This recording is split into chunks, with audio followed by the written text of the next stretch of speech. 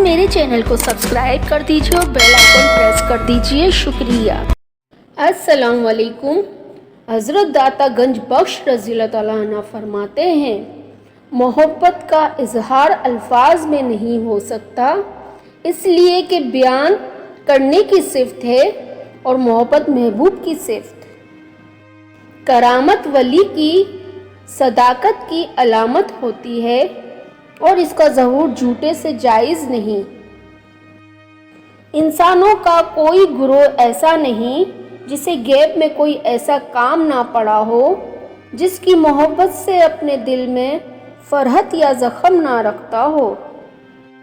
طالب حق کو چاہیے کہ چلتے وقت سے خیال رکھے کہ اپنا قدم زمین پر کس لیے رکھتا ہے، خواہش نفسانی کے لیے یا اللہ تعالیٰ کے لیے.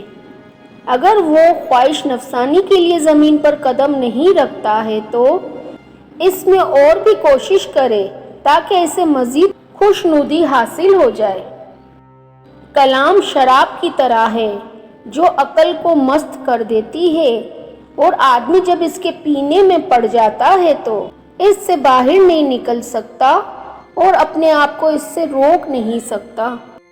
دل پر ایک حجاب ہے جو ایمان کے سوا کسی اور چیز سے دور نہیں کیا جا سکتا اور وہ کفر اور گمراہی کا حجاب ہے. رضا کی دو قسمیں ہیں، اول خدا کا بندے سے راضی ہونا، دوم بندے کا خدا سے. دیندار لوگوں کو خواہ وہ کیسے ہی غریب و نادار ہوں، چشم حقارت سے نہ دیکھو کہ اس سے فی الجملہ خدا تعالیٰ کی تحقیر لازم ہوتی ہے. محبت کا اظہار الفاظ میں نہیں ہو سکتا، اس لیے کہ بیان کرنے کی صفت ہے اور محبت محبوب کی صفت. ایمان و معرفت کی انتہا عشق و محبت ہے اور محبت کی علامت بندگی.